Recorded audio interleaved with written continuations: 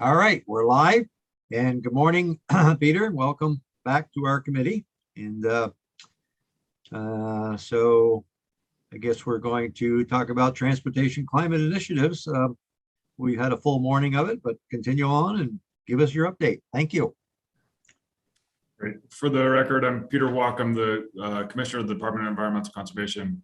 If I might ask the committee a question, I, having not been able to sit in and watch your testimony this morning, it might be helpful in terms of a time frame for, or how much information you want for me to understand what you heard this morning and whether what details I can fill in. Well, we got someone on at 11:15, so you got about a half hour. If that's all right. Okay. Okay. And Mazza, Yes, Senator Burke. what we heard about this morning was from Megan O'Toole and the zero emission vehicle program, mainly how that deals with the climate action plan and things like that. But as far as TCI, we didn't talk about it. And my interest of having you in is just kind of if what the state's thinking is long term. I know the other states have pulled out, so it's basically, well, I guess some people say that it's dead. I was thinking it's more of in a coma. So I was wondering kind of where DEC, what its thinking was on where it is. And I know you've been involved in those interstate discussions. So I wondered if the discussion is that's just something that's not going to happen, or is it something we're putting on the shelf? We're going through COVID. We have all this other federal transportation money. Let's come back to it in 2 years. So that was kind of what my questions of why I wanted to hear from you. That's helpful, and thank you, Senator Burchuk. So as you correctly identified, this fall, there were, to back up a little bit, at the Transportation and Climate Initiative, for those who are watching at home, has been a process of discussion amongst states in the Northeast and Mid-Atlantic for the past, now going on almost 12 years. As part of that process, there was developed a proposal to create a cap and invest program to address transportation emissions, greenhouse gas emissions. That process yielded a draft a final MOU that 3 states and the District of Columbia determined that they were ready to move forward with at that point.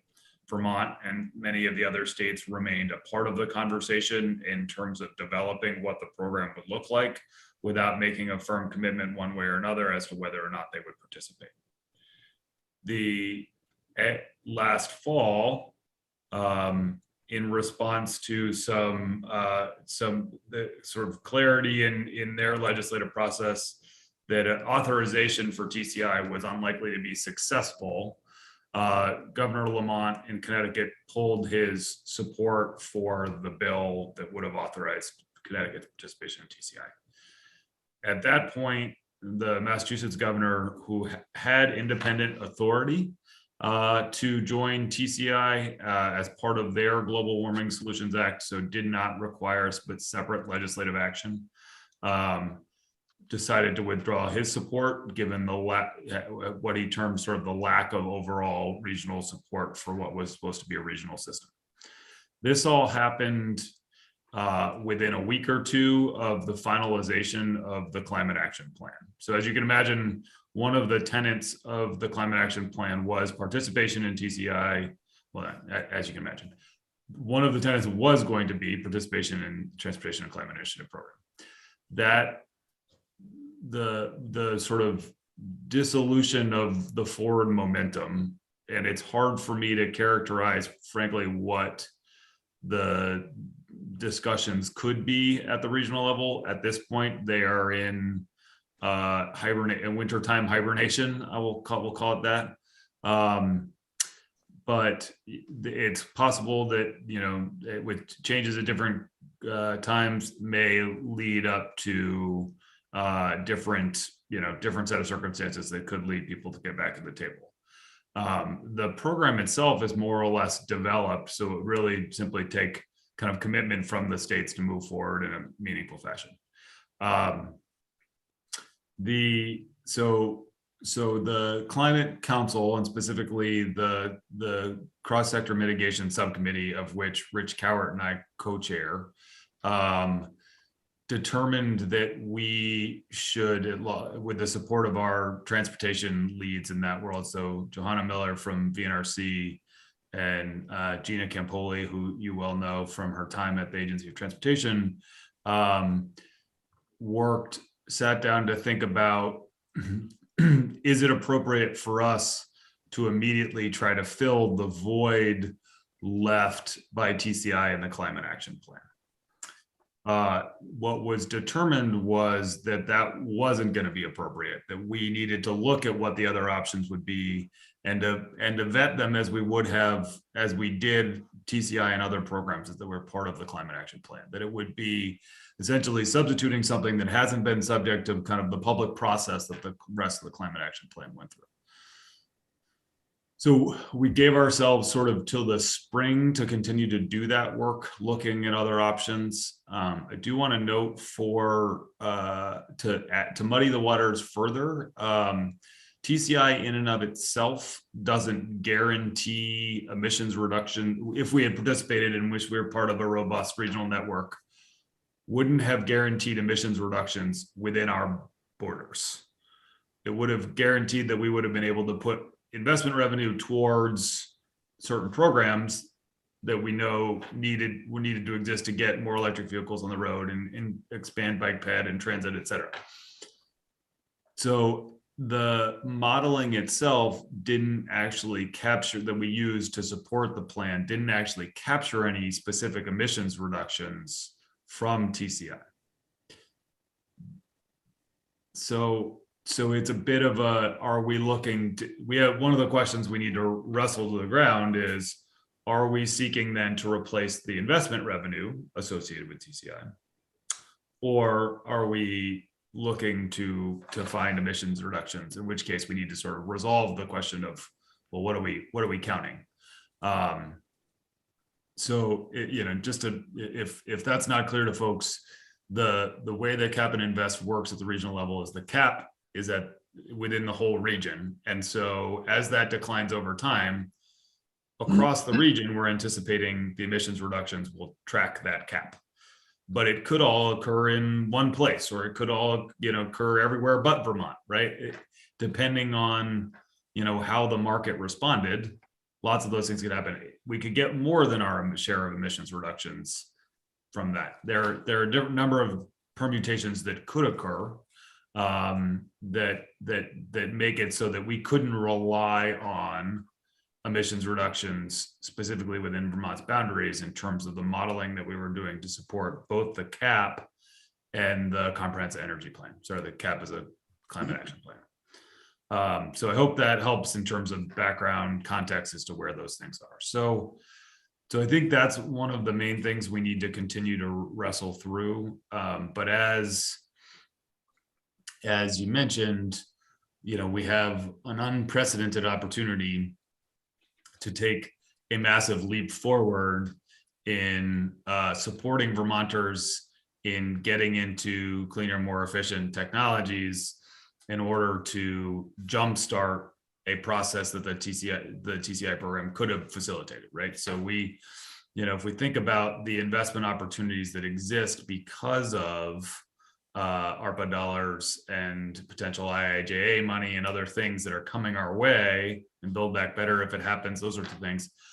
There is a torrent, a flood, if you will, of both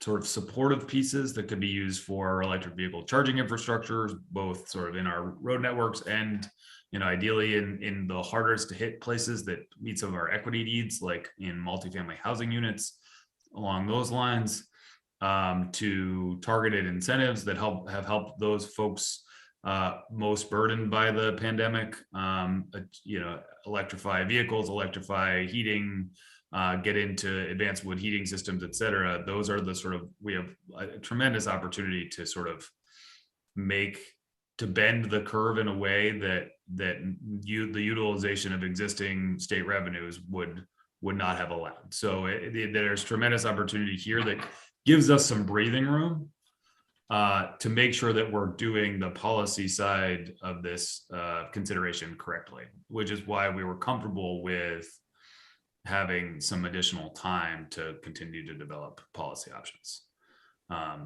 Knowing that, you know, some of these works, as you're hearing, I'm sure, have a sort of longer time horizon than, you know, say this session, and can give us time to do that effectively.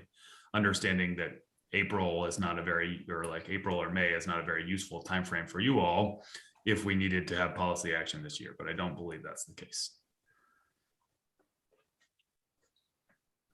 Okay. So the way the climate action plan dealt with TCI was to say that it could still be a viable part of the climate action plan set of solutions for Vermont when there is regional market viability, right? So if there is and we did not define that term because that's got different meanings for different people, and we weren't gonna spend the time kind of going around and around on that one. But I think it's a bit like the definition of pornography, you know, when you see it. And so we'll continue to monitor whether that happens, and if that's an opportunity that is still part of the climate action plan. Okay. Yes. Thank you. I guess are you still involved are there any other discussions amongst the other states, or is it just people are so busy with other stuff? It's like, we are just going to deal with that later. And it's like, is the infrastructure that was coordinating it, like the group at Georgetown, is that still in place, or is like everything just kind of dismantled? It's a little bit unclear. I think for the most part that infrastructure is probably going to at least need to take a pause, if not be done entirely. As you can imagine, Georgetown and the foundations that have supported Georgetown's work through this process are probably rightfully frustrated and are ready to try something else. And so I don't anticipate that coming back anytime soon. But in all reality, this is a conversation amongst the states about whether or not, you know, the work that they supported was making sure that we had the technical resources to be able to develop a program. That program is 99.9% ready to go. The states can do the remainder on their own, should the will exist to do it. Okay, great. Thank you. Questions, comments?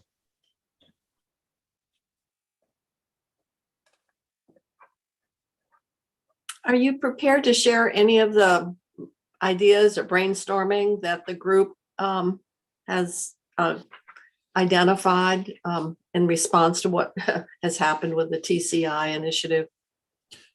Yes, Senator, there's a number of potential ways to fill some of that gap, or that exist in other policies elsewhere, or in things that could be expanded. There are things like a low carbon fuel standard, which I don't purport to be an expert on, but we could, you know, sort of reduce the overall carbon content of fuels over the course of time.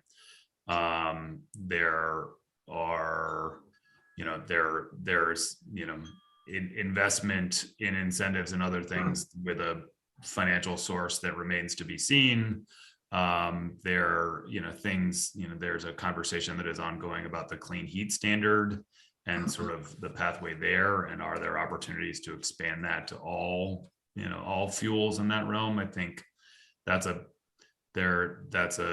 open question, and sort of or is there a similar sort of thing that could exist to make that separate from the heating side, to make, you know, so sometimes it's hard to do all of that at once, right? To start a new policy of that scope.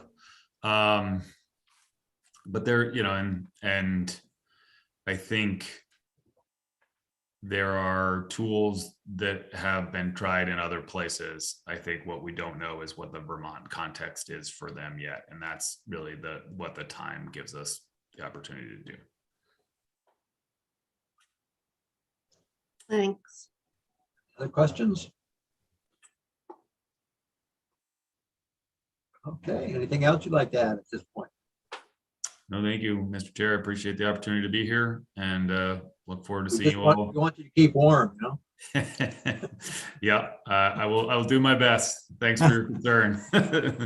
All right, take care, everybody. Okay, thanks very much. Appreciate it. Thank you.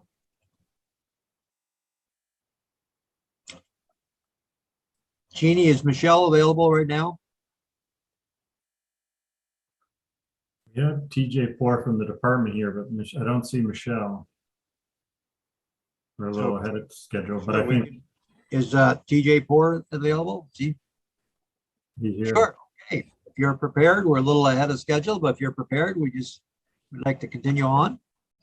Good Yeah, morning. sure. I can start here, and hopefully Michelle will join when we talk about the specifics. So for the record, TJ Poor, Department of Public Service. I'm the Director of Planning here at the department. And I hope your surroundings are warmer than the Peters was. You know, I noticed that he was bundled up. Yes, I'm not, I don't need to wear a hat. And that's how I tell, because I need to keep my head warm. I don't have anything else doing you it. need to conserve energy that bad, you know? Right. Sure. So my plan today was to, Michelle was going to give a brief intro, Agency of Transportation really, and ACCD to a little lesser extent really did the bulk of the work on the transportation sector of the energy plan. But I wanted to just give it a broad overview of what the plan had in it and how it was structured and how we approached it. So I can start that without Michelle here, and then hopefully she'll join in 15 minutes and we can, Okay. Thank we can you. go from there. And I do have a presentation to share. I'm going to try to do that here. Yep, got it. Okay. Did you send this to Jeannie as well? I did yesterday. Did you get that, Jeannie? Or hopefully it will. I thought I I can- did post it. Okay, I'll repost it if it's not showing up. Okay, great. Thanks. And I can send it again if that is helpful. I can get it. Okay, great. So, Oh, I guess I didn't get, oh, wait a minute.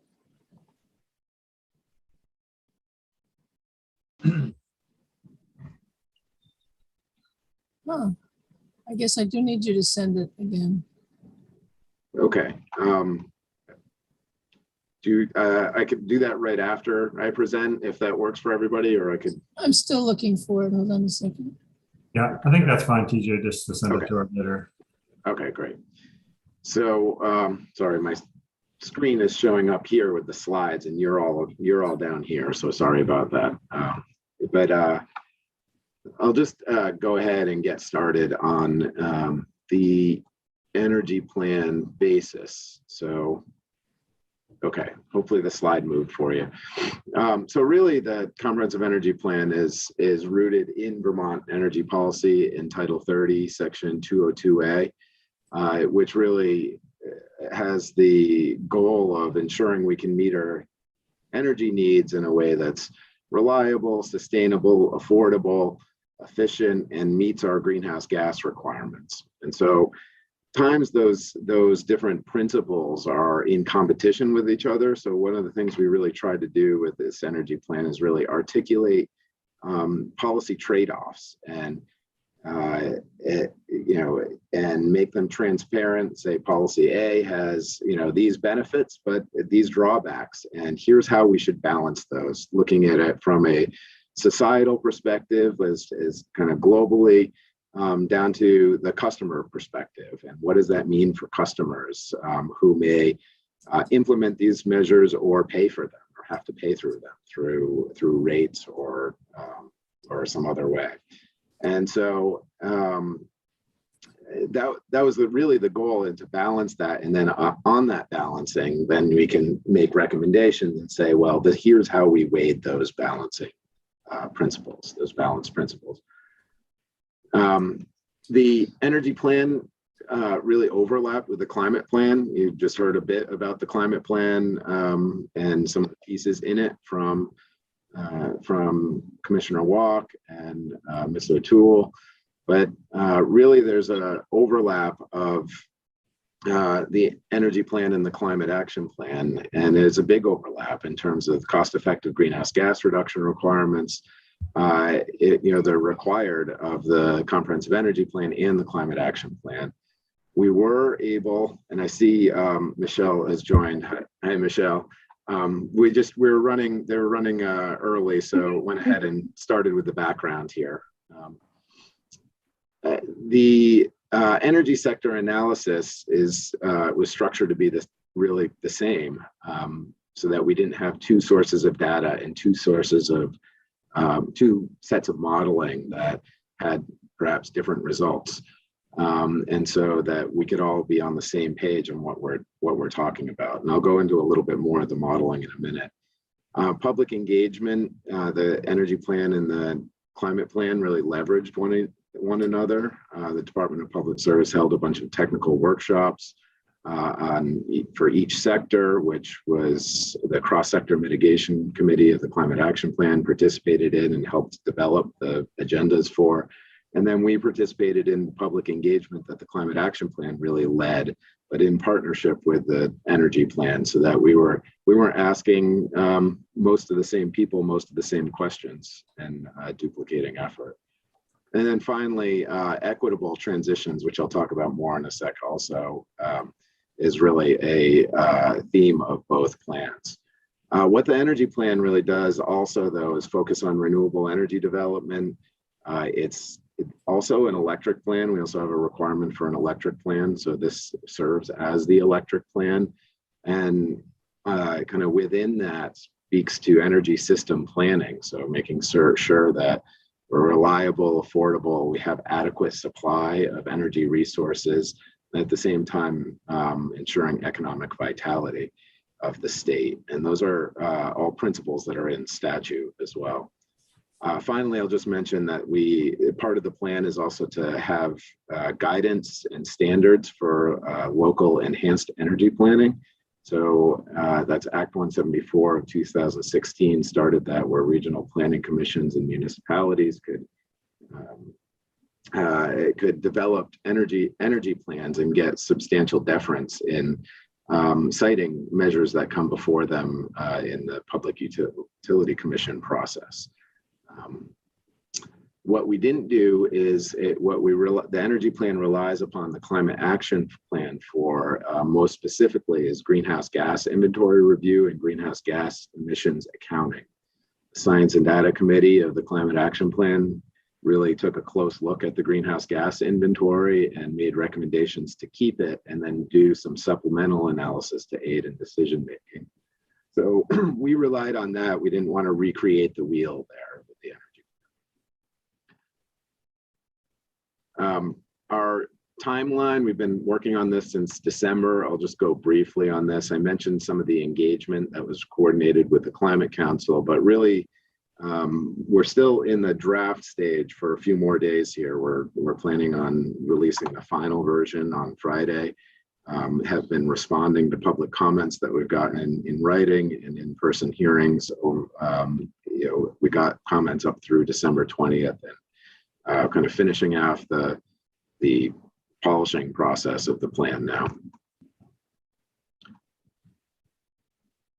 Okay, so some modeling. I wanted to just raise this just to talk about what we did. We used a model called the low emissions analysis platform, which is a model that anybody can access, which is great, a big improvement from last time around the modeling. And what the modeling did was kind of answer the question of what would it take to meet our greenhouse gas emission reduction goals and our 90% by 2050 goals, 90% renewable by 2050 goals as well.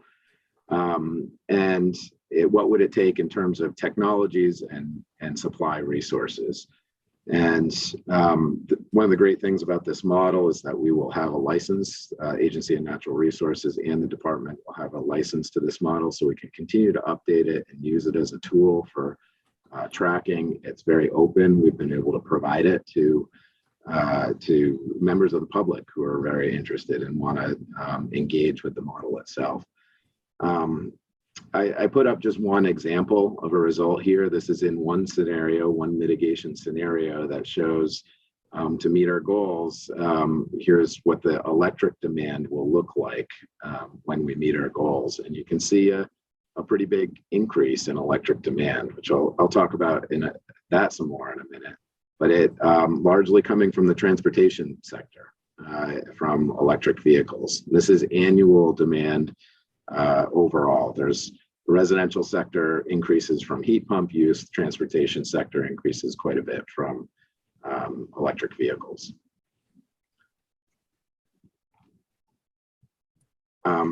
Briefly on the structure of the plan, it's all that foundation is all the principles and goals that I've talked about. So our renewable targets of 90% by 2050 and the greenhouse gas requirements, 202A, which I talked about, and then really the administration priorities, which might line up quite a bit with 202A of affordability, economic vitality and development, and protecting the most vulnerable, which is represented here, I think, in terms of equity, even though equity is a broader principle. I also put transparency here in terms of transparency of analysis and transparency of understanding the trade-offs between policies.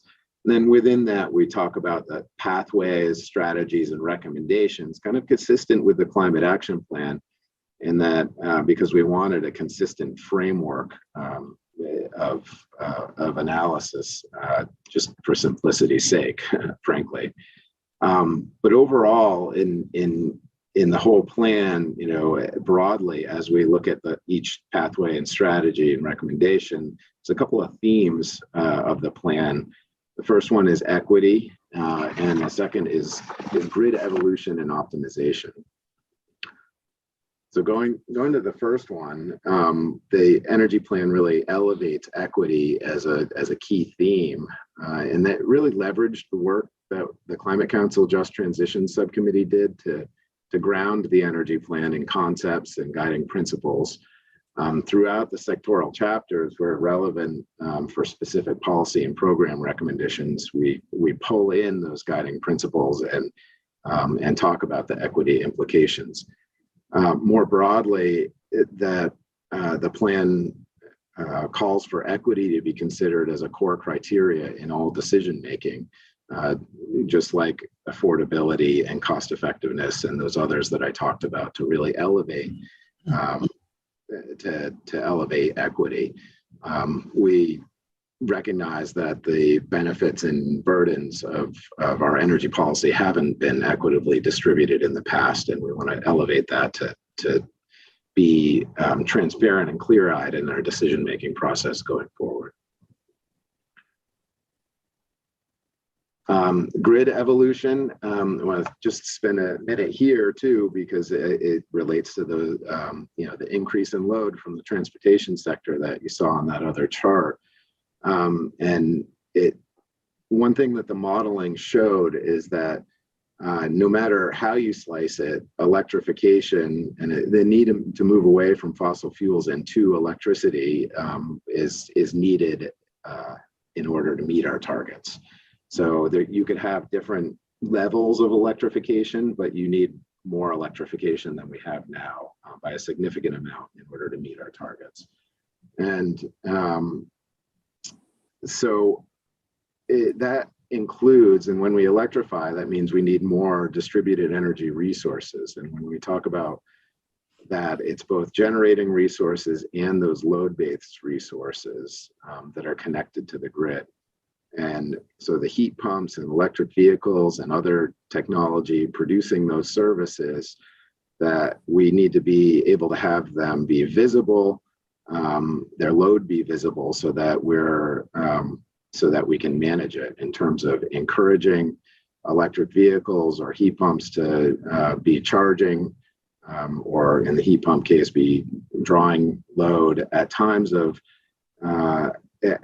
when it makes sense for the grid to optimize the use of the grid. We don't want to, charge at the peak times, for instance, which would cause infrastructure upgrade needs, which are expensive.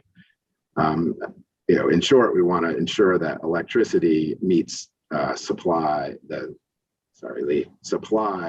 supply meets the demand where it's at.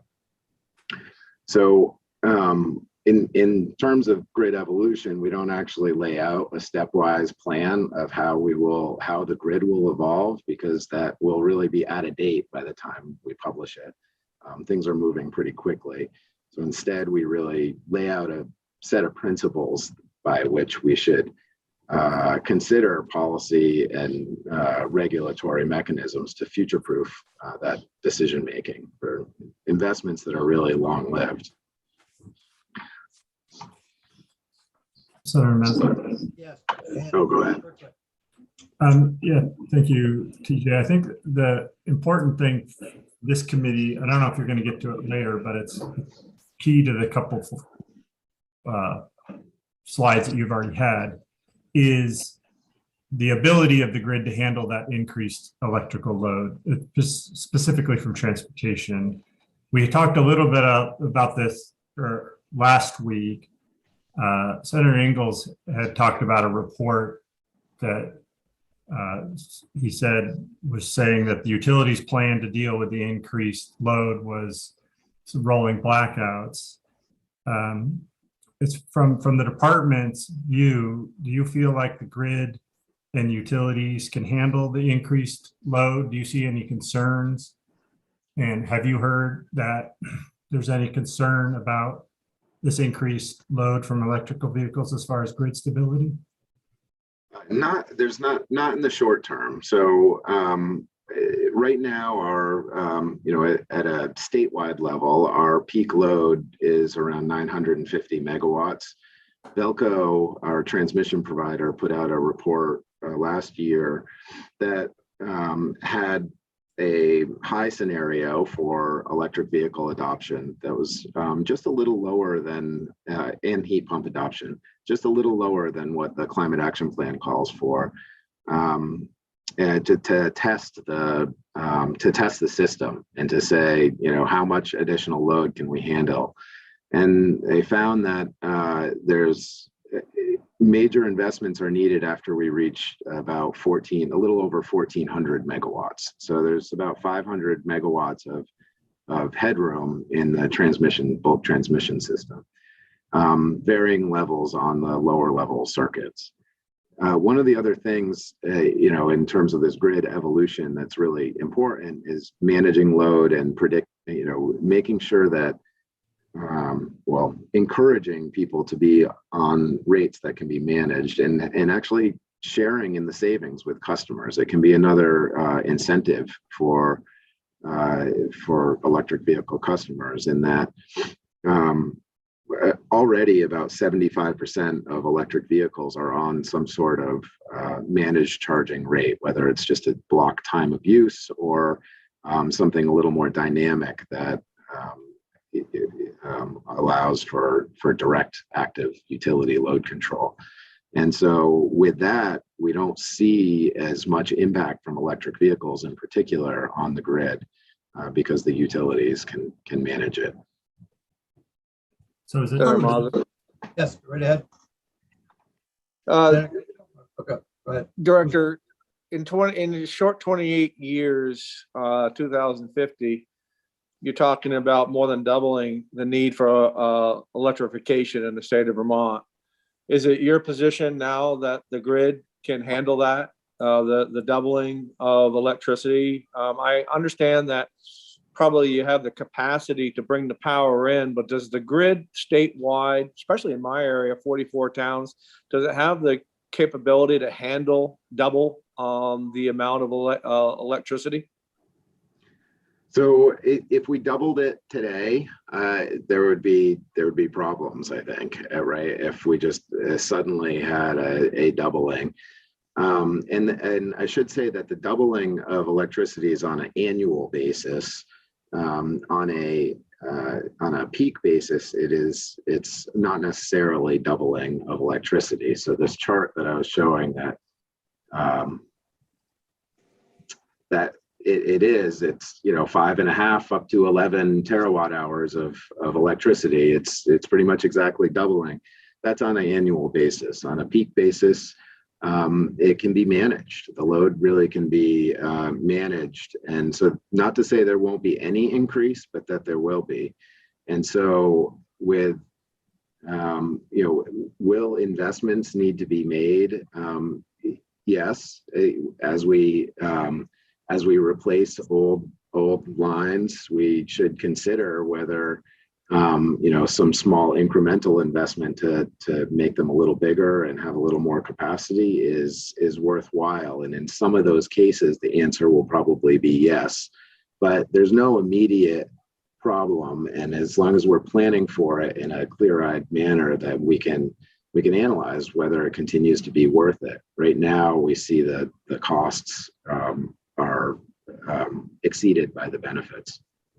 I look at it a little bit like this. I mean, we've been trying to run one line of internet connection to every last mile for 20 years. And we're probably a little bit closer, and we spent millions and millions and millions of dollars to get there. And that's just one line. I just think that in 28 years' time, if we're going to double electricity, and I hear what you're saying about that we can manage it through peaks and all that stuff, but it doesn't seem like we really have much time not to start those upgrades before we get going. If we can't run one line of internet connection to every last mile of every house in Vermont, then we might be in some trouble. Yeah, and you're right about needing to consider things in advance. I mean, that's why utilities are required to do integrated resource plans that look out 20 years and test different levels of load and the impacts on them. And Velco's has their long range transmission plan goes out 20 years. And in a big transmission project that Velco would do takes 7 years to actually from concept to actually be in the ground.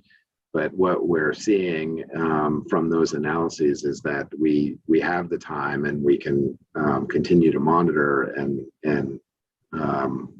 that we don't see any immediate problems.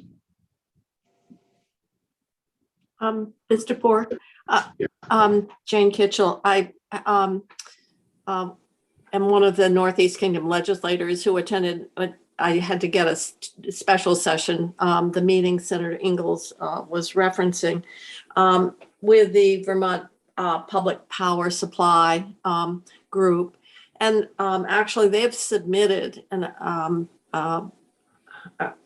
priority projects, and it's investment that they're recommending that would be at a 50-50 cost, would be about 16 million.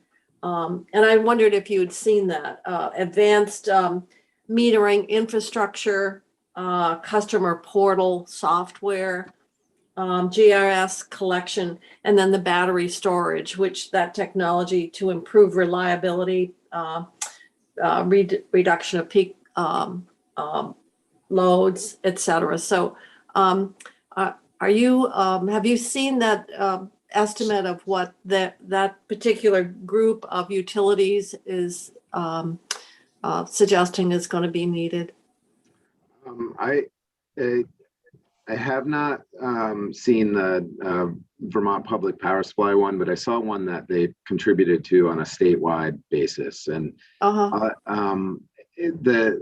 the reason I didn't call those out just now in talking about investments that are necessary is really a lot of those are cost effective or provide ratepayer return as they go. Some of them are not 100% cost effective on their own as they right now, but as we go forward, they will be. And I think about it a little bit in terms of the federal investment in the advanced metering infrastructure we had with the ARA monies 10, 12 years ago, where we were able to really leverage that funding to essentially buy down the cost of this infrastructure that provided a whole lot of ratepayer benefits. And the ratepayers still had to contribute, but then it became, as the analysis showed, cost effective. And full disclosure, I did used to work for Vermont Public Power Supply Authority, so I am generally familiar, but it was a few years ago, and so I haven't seen that particular proposal. All right. Well, I was just wondering, obviously, they're thinking about what investments need to be made to anticipate the future. And so it's good to know that what we're seeing is part of actually embedded in part of a larger statewide plan. I think probably in the kingdom where we hear a lot is grid constraint. And in fact, some of the renewable power generated that can be accommodated by the grid. So that I guess maybe there are other areas of the state, but that's something that we hear a lot of in the kingdom. Right. Yeah. That's an instance where there are the economic benefits are kind of compounded in a good way with electrification, in that it kind of soaks up some of that renewable generation that we're paying for, but is otherwise curtailed. Yeah. Perfect. I was going to ask that, TJ, would you say that electrification in that CI or the kingdom region could be beneficial to the grid? Like it can help grid resiliency, because right now the constraint is about generation. It's not about demand. So if there is more demand, it can actually help with grid resiliency in the kingdom. Well, so the CI issues that are less of a resiliency or reliability issue and more of an economic issue. And the answer is yes, it can help with that economic issue. So there's just more generation than demand, and so the generation is curtailed, and that's that. It's not it doesn't affect reliability, but by curtailing that generation, it is a cost to ratepayers. So if we have more load, then that generation is actually being much more useful. So there isn't a real, when people refer to it as a grid restraint, but it's more of an economic restraint on in the way ISO is dispatching those big generators. Right. Well, it's not a resilience or reliability. It is a constraint in that it's an export constraint. So that the generation can't be exported out of that area to other areas that have more load that could be served by it. So it is a constraint. I was just drawing the distinction between resilience and reliability. Senator Ingalls? I see it as a constraint on my end when you're looking at homes where probably better than 80% of the homes are 50 years or older. And for them to bring a heat pump in, or for them to bring an electric car charging in, that they'd have to completely revamp their house, their panel box. And you talk about 80% of these homes, and I know it's 80% of the homes are better because that's what I do for a living. So it is a constraint, and it does take consideration. I just ran a new power line for a project that I'm doing, a private project that I'm doing, and I want to look towards the future and be optimistic. And thankfully, I let the power company be aware that I do want to have the ability to charge electric cars and whatever might be coming down the road. So it costs me a little bit more money to do that. So the constraint not being so much as in the ability to get the power there, but for the end user to be able to use the power, it's a big cost. No matter whether it's the power company's lines or the people that need to be the end users, there's going to be a huge constraint to satisfy this amount of power that we're talking about. Yeah, thank you for clarifying that. I think that's a different type of constraint, and agree with you. The need for 200 amp service, if somebody has kind of all of the above of electrified future, or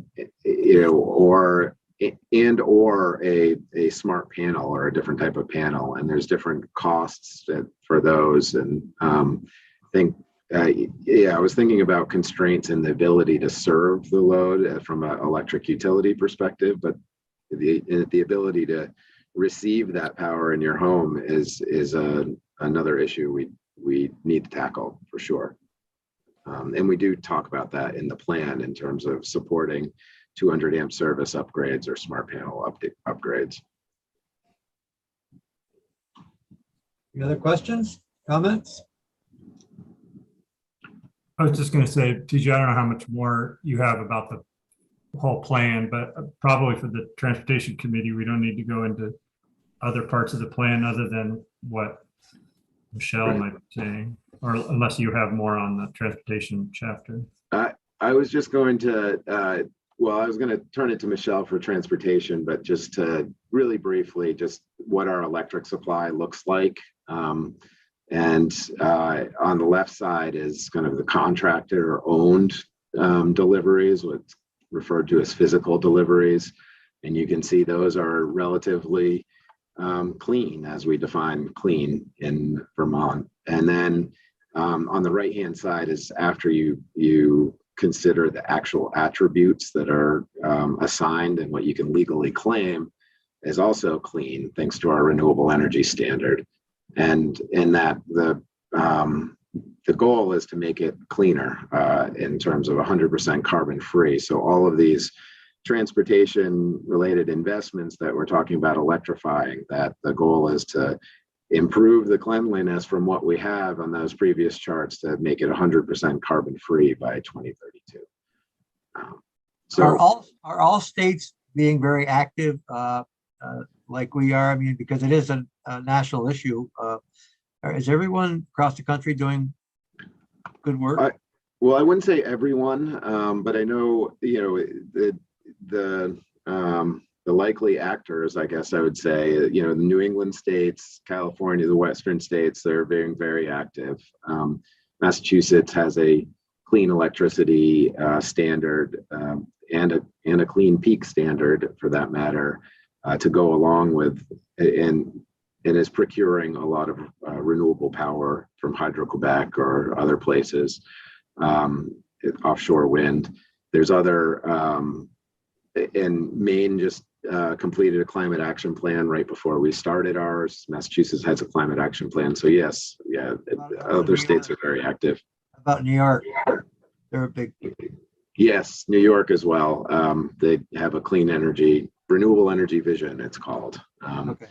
And they're moving ahead as well. Unless we all do it together, it's not going to be workable. I mean, it's, piecemeal. Right. Any other questions? Okay, is Michelle with us to continue, or you want to continue, or? Yes, I can go ahead. Okay, all right. Good morning. I can pick up on this. Thank you, Senator Mazza and committee members.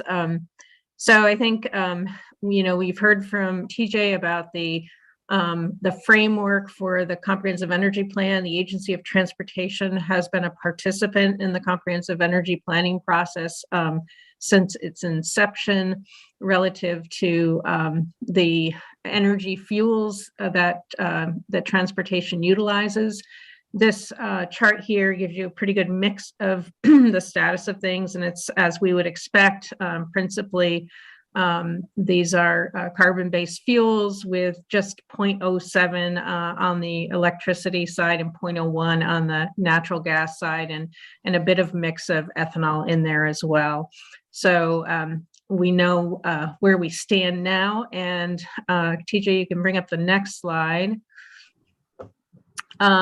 And we know now a lot more about where we want and need to go. I think we've known where we've wanted to go for a long time, but in terms of the modeling, how we're going to get there, and more focus on the need to get there, both the comprehensive energy planning process as well as the climate action planning process as an outcome of the Global Warming Solution Act have really pressed the framework forward in terms of how we will bring this to pass. Excuse me. TJ talked about a pathway pathways for transportation include vehicle electrification and also cleaner vehicles and cleaner fuels. And you'll see here on the left a list of the types of programs which we are already implementing, quite frankly. So incentives currently for light duty, new and used electric vehicles, medium and heavy duty incentives are sort of yet to be conceptualized and rolled out, but there has been some programming for heavy duty and medium duty incentives relative to the Volkswagen Settlement Fund. So I think we have some models that we could work from. Mileage Smart for used vehicles and the new Replace Your Ride program, which will be coming on through this spring, getting some of the vehicles that use the older vehicles out of our fleet that are perhaps getting lower gas mileage and getting folks into cleaner electric vehicles that are going to cost them less.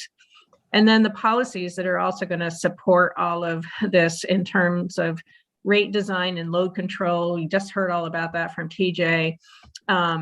We need to work further on electric vehicle charging price transparency with the Agency of Agriculture and Food Markets. That's a piece that has been held up somewhat due to the fact that the national standard for how we're going to measure the electricity coming from these charging stations has yet to be set in order for us to develop a program similar to what we have for the licensure of gas pumps, say.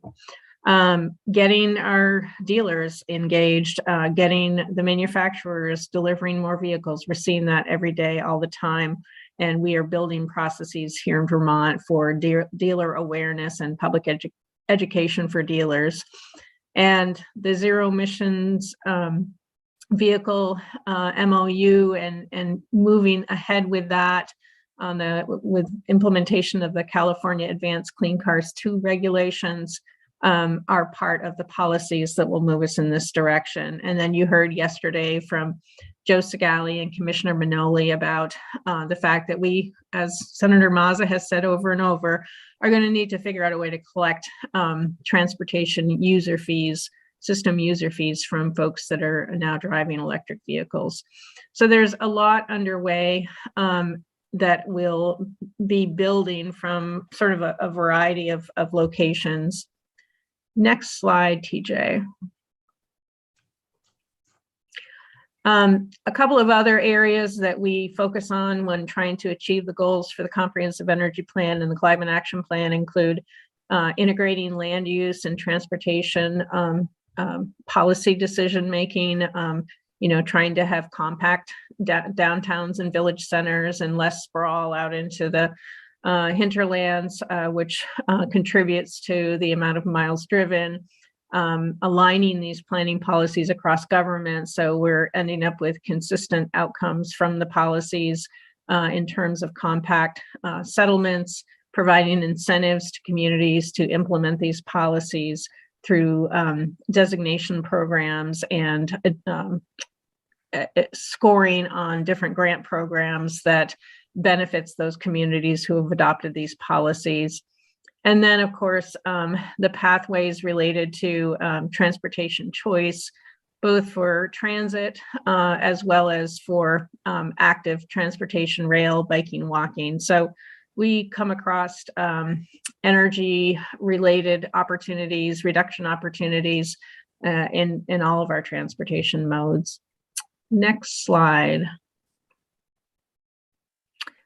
And I think this is TJ's last slide, that public comments are ongoing. So that's all I had on the transportation sector. TJ had mentioned early on in the presentation that all agencies of state government who are applicable have worked with Public Service Department in developing this plan, in conducting the public outreach, in participating in the modeling.